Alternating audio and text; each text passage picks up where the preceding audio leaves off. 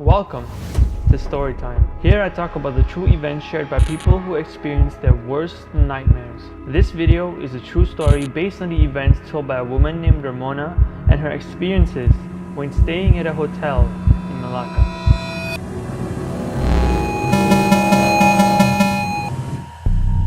Ramona is a housewife with 3 children who decided to spend their holidays at Malacca.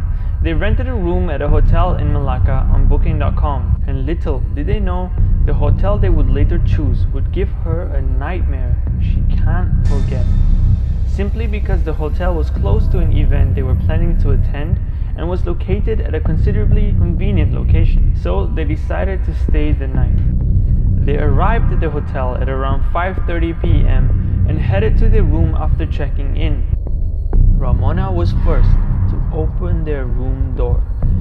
As she did, she felt a gush of hot air coming out from the dark room. The hot air made her feel light and good, but it quickly faded. They entered the room and began unpacking and getting refreshed before heading for dinner. So after dinner, Ramona's husband got a call from his friends to hang out at a nearby mama stall for supper, but she stayed in the room to be with her kids. She got herself comfortable, preparing her baby for bed, got a warm bath, and hung out with the kids watching TV. As they were relaxing in the room, one of the children noticed a child running up and down the hallways and whispering in front of their room door.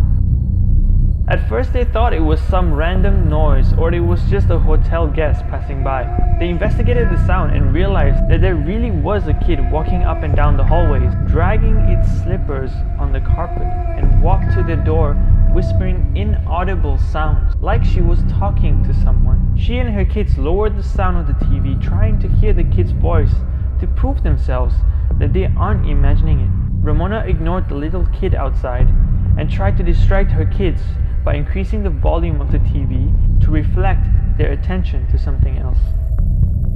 As the time approached midnight, she waited for her husband for a couple of hours to come home, as he kept giving excuses to stay with his friends a little longer until she finally fell asleep.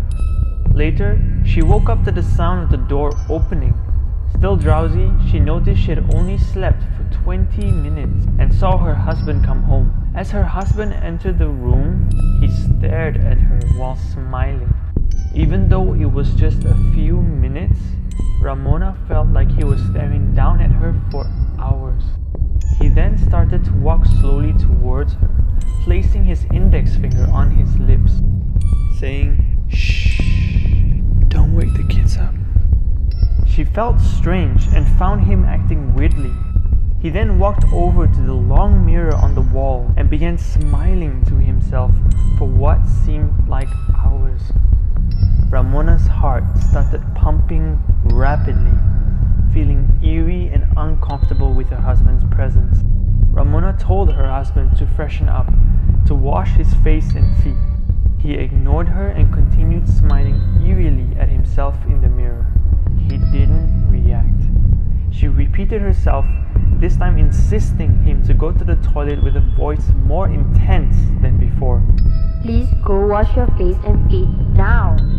"Why are you so angry? Do I really have to do that? What if I don't want to?" Immediately, she recited Bismillahirrahmanirrahim 21 times, which means in the name of Allah. He said, "Honey, do you want me to wash my face? My feet too? What would you do if I don't wash them?" She recognized something is very wrong with him and began reciting every prayer she could remember, feeling so scared until she struggled to complete some of it. In the meantime, he was trying to interrupt and distract her prayers, trying to break her focus. She knew she needed to remain calm and kept trying to focus on completing her prayer. She began to azan, which means call for prayer. The second she started her azan, her husband turned his head away from the mirror and stared down at her. He looked more sinister, almost lifeless.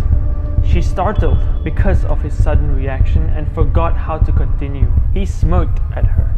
at the fact she couldn't remember how to continue her prayer. She then remembered another prayer called Ayatul Kursi, struggling to complete her first few sentences and kept repeating it again and again. He began walking towards her, very slowly, smiling from cheek to cheek. She panicked. Her heart pumped faster and faster as every step he took got closer to her. And he said, "You don't have to read all that. It won't help you. Don't try to be rough to me." He looked at her with a sweet face, but with a voice so eerie to hear. He now got so close to her that his hands and his knees are now inches away from her. As she finished reciting her prayer, she took a big heavy blow at his face and watched her husband's eyes crack like glass and his body disappear into dust. She couldn't have been dreaming because her kids were right next to her, crying in fear and clenching onto her. She quickly called her real husband and anxiously waited for him to return while continuing to recite her prayers all alone with her kids. When her husband arrived, he immediately went to wash his face and feet, which was his usual behavior, and this was when she believed it was really him. She only noticed something was wrong with the demon who made itself look like her husband. Apart from the eerie smiling was his refusal to wash his hands and feet, as well as wearing shorts when her husband does not wear shorts when he heads out for dinner. She ended up staying up all night until sunrise when she finally felt safe. They gathered their things and checked out as soon as they can, never to look back at the haunted hotel. What do you find more creepy? The creepy kid whispering at her room door, or her demonic husband that came only inches away from her body?